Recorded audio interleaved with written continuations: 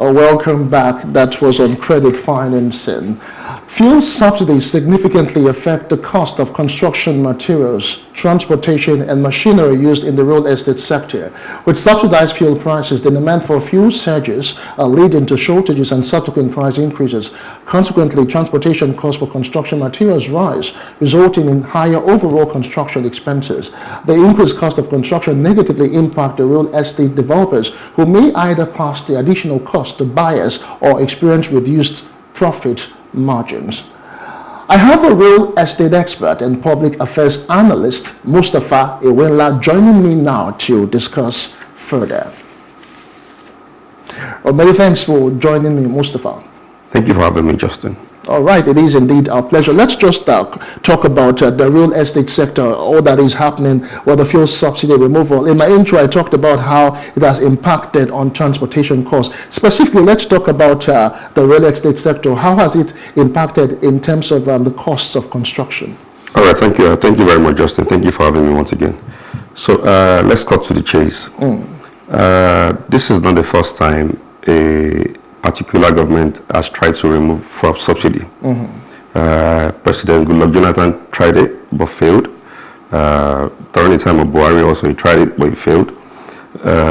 Finally, on May 29, 2023, this year, President Bola Ahmed Tinubu finally removed fuel subsidy. For me, I think it's a welcome development. All right. In all honesty, what I think is a problem is the timing of implementation, and also the fact that there was no proper plans in place before the implementation. I mean, according to the National Orientation Agency, some certain group of people have been benefiting from this fuel subsidy for many years. I tell you, the federal government pays well close to 400 billion monthly on fuel subsidy payment to this certain group of individuals. So for the President Bola Ahmed Tinubu to finally say, no, enough is enough. We cannot continue to enrich certain individuals at the expense of well-meaning Nigerians is a welcome development. Okay. So my prayer is that such monies is now put to good use in terms of to improve infrastructure, road, in terms of our health sector, education, and other sectors that needs to be improved. Yes. Now narrowing it down to real estate, the honest truth is the real estate sector is largely affected with the removal of fuel subsidy, no doubt. Okay. Because one of the problems that stakeholders are experiencing right now is that there's a huge increase in terms of building materials. Okay. There's a huge increase in terms of affordability of homes. Now, if you drive around, take your time to drive around VI, Ikoyi, and its environs, you will see that there's been a slowdown in terms of construction work. That's due to the sudden removal of fuel subsidy.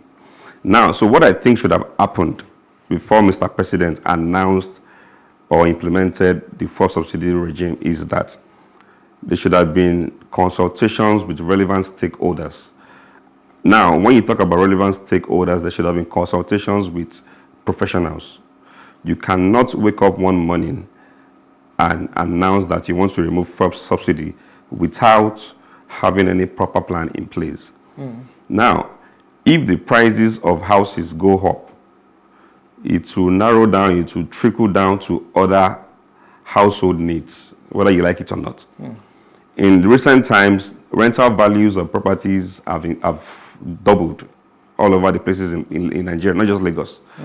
But it is mostly affected in Lagos because Lagos is more of a business hub and is a place where a lot of Nigerians stay. Lagos houses over 22 million Nigerians. Okay. So, of course, the need for house would increase by the day. Our housing deficit increased in the year 1991. Our housing deficit was 7 million. Now, as of June 2023, our housing deficit is 28 million. The housing deficit tripled up, or not even tripled, quadrupled in the past decades. And that's due to the fact that we already have a lacuna in terms of housing provision, housing supplies. Now, what the removal of fuel subsidy has also done now is to add to that lacuna. there's a huge deficit. A lot of Nigerians are not homeowners. A lot of Nigerians are tenants. And meanwhile, in other climes, a lot of citizens are homeowners than people who rent houses. That's because there's access to loans, there's access to mortgage. Now, aside from the fact that construction materials will go up and has gone up, cement was 4,000 naira some few months back. Now it's close to 5,000.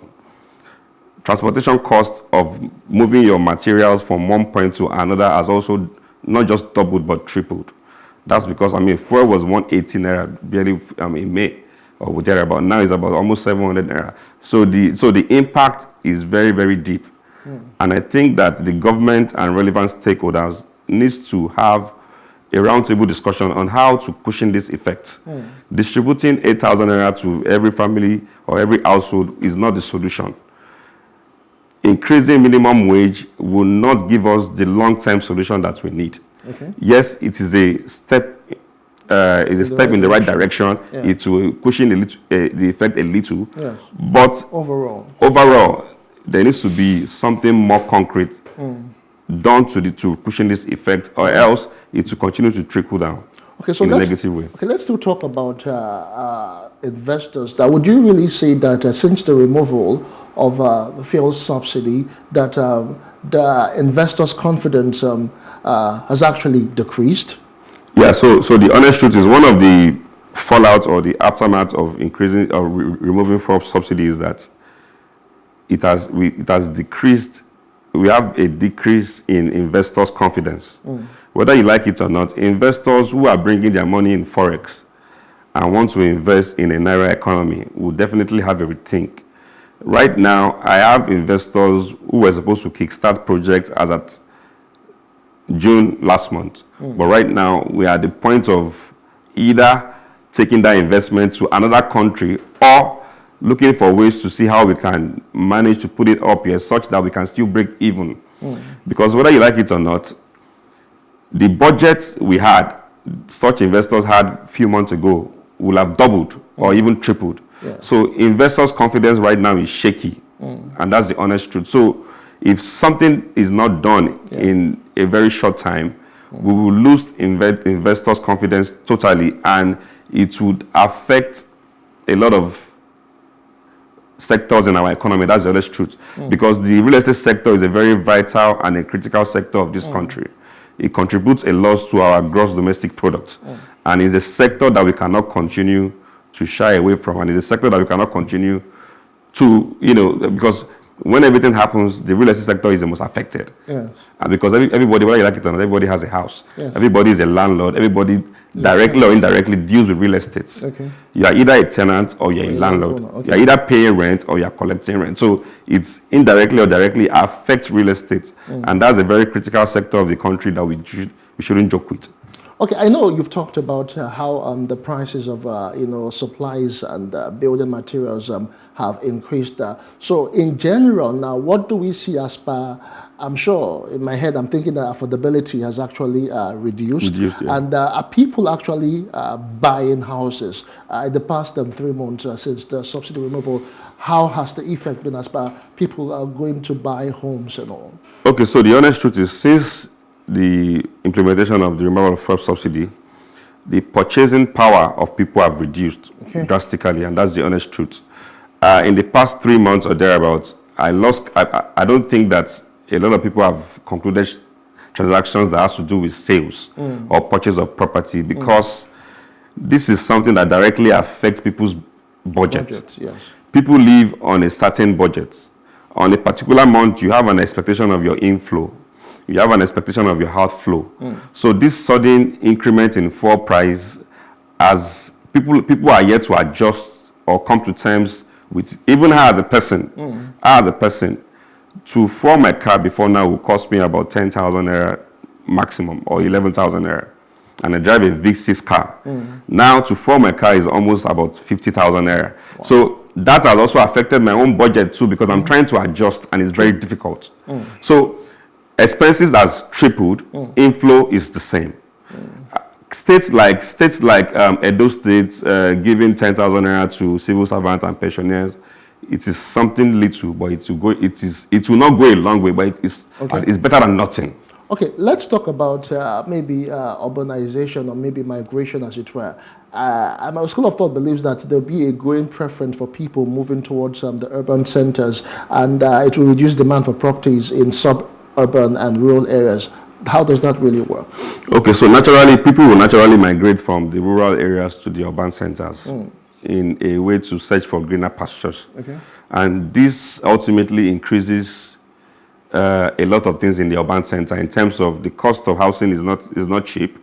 The cost of living is not cheap. For you to rent a one-room self-contained now, somewhere in Lekki Phase 1 or thereabout, you might need to have close to $1 million. And such person might not even earn $1 million in 3 months. So that means there has to be a change in how we tend to address to a lot of issues, particularly from the government angle. Everything rises and falls on the government. The government needs to come up with a blueprint of what we need to do going forward. Okay. There's a price and fall hike. It has affected the cost of living, cost of houses. The prices of goods and commodities have increased. When you go to market, what you bought yesterday is double or triple of what you bought yesterday. So something has to be done in terms of a framework that will work. Nigeria is not the only country that has removed fuel subsidy. No. Angola is the second largest country, largest oil producing country in Africa. Yeah. They removed fuel subsidy the same day, the same week Nigeria removed fuel subsidy. Yeah. Nigeria is the 15th largest oil producing country in the world. Yeah. So we need to countries that have removed fuel subsidy, how did they survive? We need to learn from what was the framework, what was the template that they used, how do we learn from them, such that we do not put our people to abject poverty because we want to improve or remove fuel subsidy. Like I said, removing fuel subsidy is a fantastic idea. I love it. Certain people cannot be enriching themselves while other people suffer. Yeah. But what plan do you want to put in place?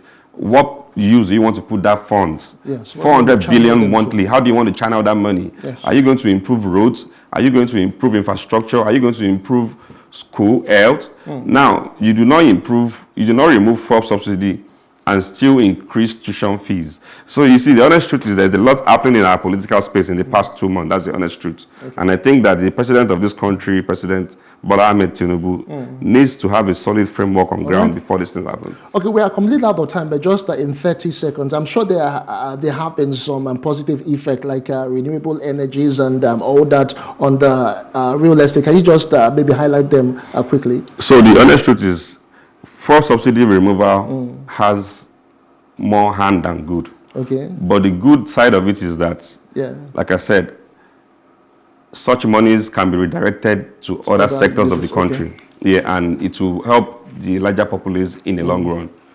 All right, thank you so much, Mustapha. Thank you for having me. I would have to bring you back again to discuss more, maybe specifically what you mentioned in passing, the issue of housing deficits in the country, something that we should actually be looking towards addressing. My guest has been Mustapha Ewenla. He is a real estate expert, and we've been looking at the issue of fuel subsidy removal and how it has affected Nigerians and the property and the real estate sector. Thank you so much for being part of the show. Thank you for having me. All right, that's the size of the show for today. Business Insights will return same time on your screen. Many thanks for being a part of the show. I am Justin Akadoni. Bye for now.